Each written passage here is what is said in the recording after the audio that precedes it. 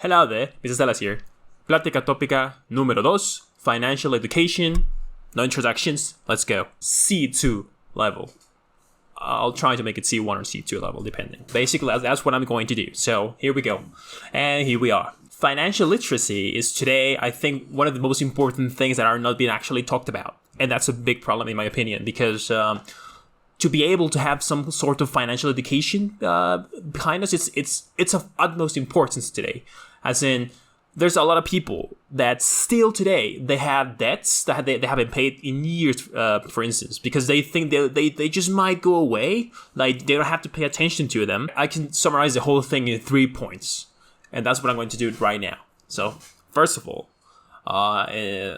here I'm talking about Mexico, by the way. I'm not really talking about it anywhere else. I'm not talking about Latin America in general. I'm talking about the actual country where I live, which is Mexico.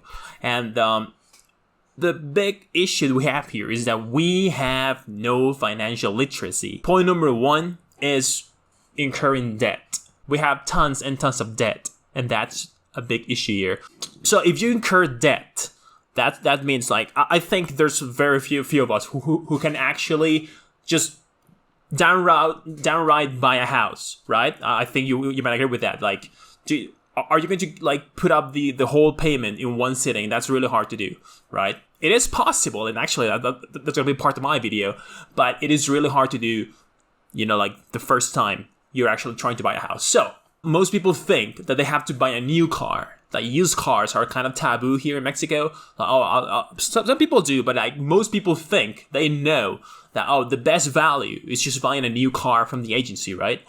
Which is not quite correct in my opinion. It's not really right. So the thing is, like, when you buy a car, the moment you take it out of the agency, it loses its value. Just like that. Immediately it loses its value. And that is so bad for you. For your economy, for your finances. It's really a really bad idea.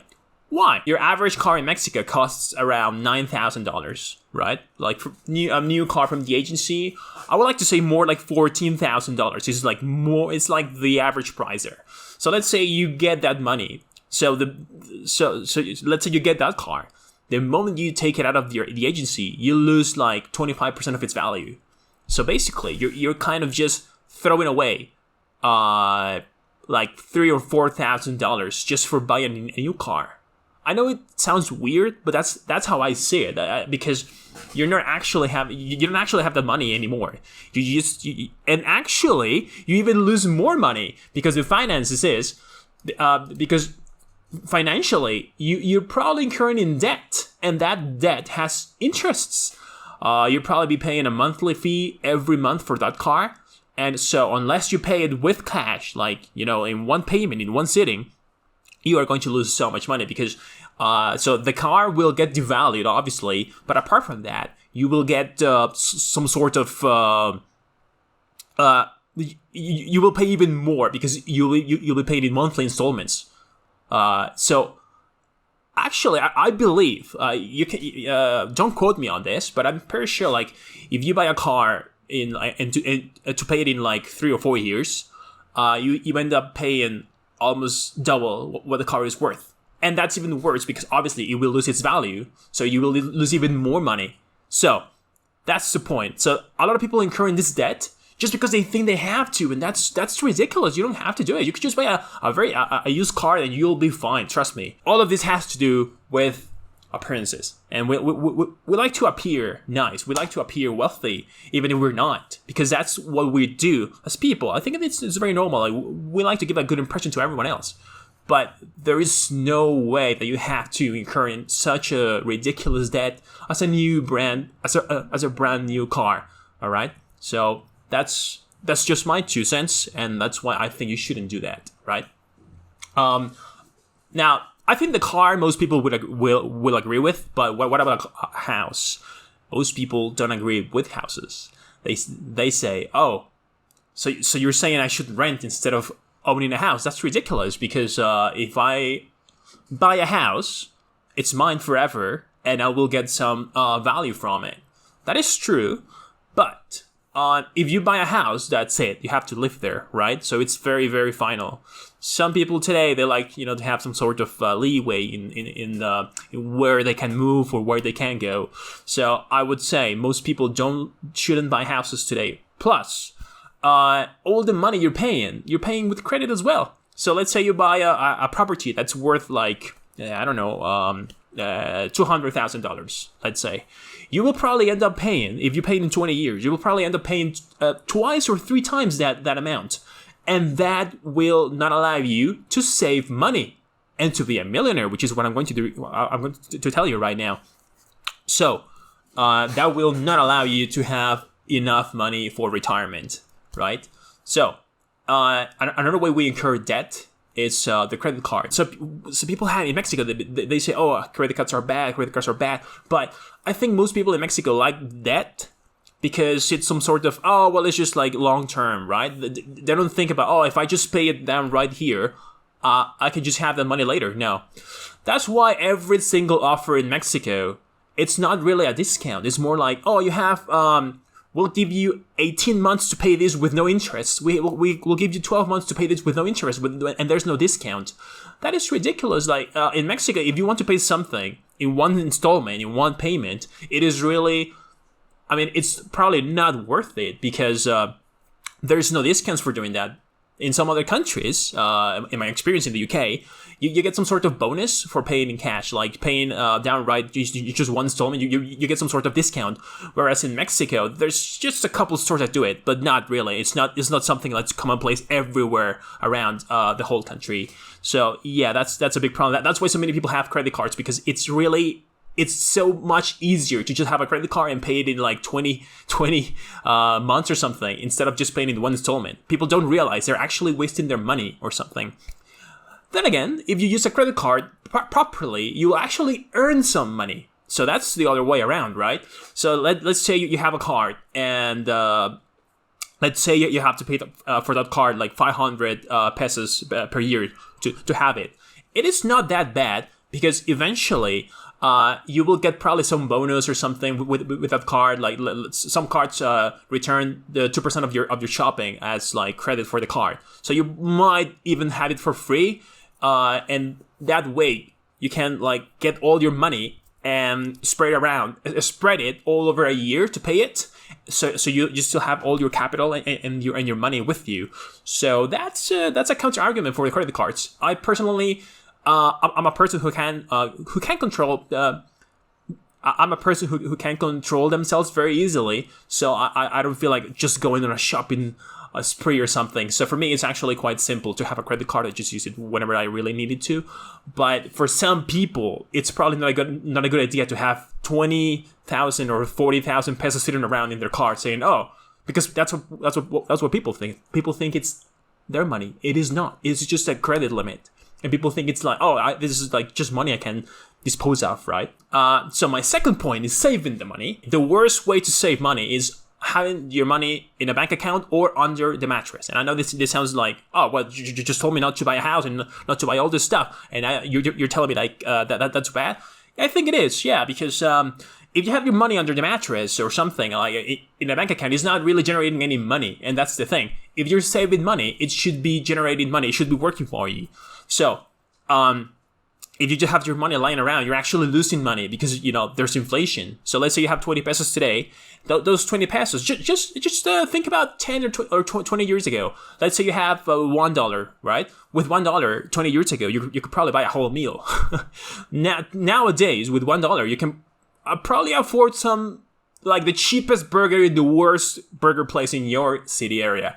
So that's what I'm talking about. The inflation eats up your savings. So you should probably invest the money. And that's my third point. Investing the money. Where can you invest the money? I would say so there's plenty of things you could do. You could probably fund a project. You could probably invest in government funds. But I think the best way to invest your money is into the stock market. It's a marvelous tool. Basically, it allows you to have your money working for you. So let's say you're really interested in having your money growth exponentially. The stock market is the perfect place because you will have a set amount of money. You'll put it down in the stock market, let's say, and then you'll watch it grow. Obviously, you have to be wise about it. You basically buy a piece of a company, right? And that piece of a company is worth some money. So eventually, if that company gets better and better and better, you'll see that piece of the company value go up. So if the value goes up, that means that your investment, your money, the thing you paid, it stayed the same because you already bought it. But whatever you bought got even more valuable, and that's how you earn the money, right? So now, obviously, the thing can happen in the opposite, right? You could buy a company, and then that company gets worse and worse and worse, and you lose money. So just an example, for instance, the Elon Musk's company, Tesla. I think they were selling a stock for like $300 or $200 like a year ago, and nowadays I think it's worth like $800 or $900. It's crazy. It's amazing. Could you imagine people who bought like 1,000 stocks of Tesla for $200 today? They're almost a millionaire. It's crazy. It is really crazy, and that's how it works. It is true what they say. You have to spend money to make money. Some people fear the stock market. And I can see why, because there's so many movies about the whole thing. It's like, oh, the stock crashes. And have you ever noticed how many people say like, oh, the stock crashes. Oh, the stock market is crazy. The stock market is crashing. But these people don't invest. They just hear. It's just hearsay, right? It's like, oh, I heard there's some stock problems happening. But that's why I think most people are not financially literate, because a stock market crashing is good news usually. Why? Because you can buy everything cheaper in the stock market, and eventually it's going to come up again. I mean, everyone will, like right now, for instance, with the whole thing going on in the world, the stock market crashed. So people who bought more, people who are buying very, very, very cheap stocks are going to get a very, very nice bonus in the future when the stock market's returns. So obviously no one is traveling right now, no one is going to cruises or anything, no one's going to casinos or something, but eventually people will have to go back to those places. So eventually people will actually want to go back to those places and actually spend more money like they used to before. So that is my point. You will get more money when that happens. So for now, yes, you're kind of losing money, you're kind of wasting your money, let's say, but eventually you'll see it grow up. And not even that, like if you're like me, like if you're not very confident in the stock market or something, there's a special index called VOO that allows you to invest in that index, and it's basically you earn an average of 10 to 15% per year on your investment. So that way you beat inflation and you earn some money extra. So you'll have that money in the future very, very easily. So that's a way to invest your money. Obviously, you could also lend money, right? That's another thing you could do.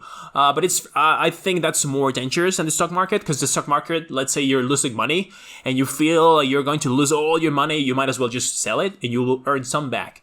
Whereas if you loan your money, you'll hardly ever see that money again if people don't pay up. So that's why I think investing your money in the stock market is one of the best ideas you could have and you could do for your future, your children's future, and whatever, like just in your future, just so you can actually be a millionaire in the future.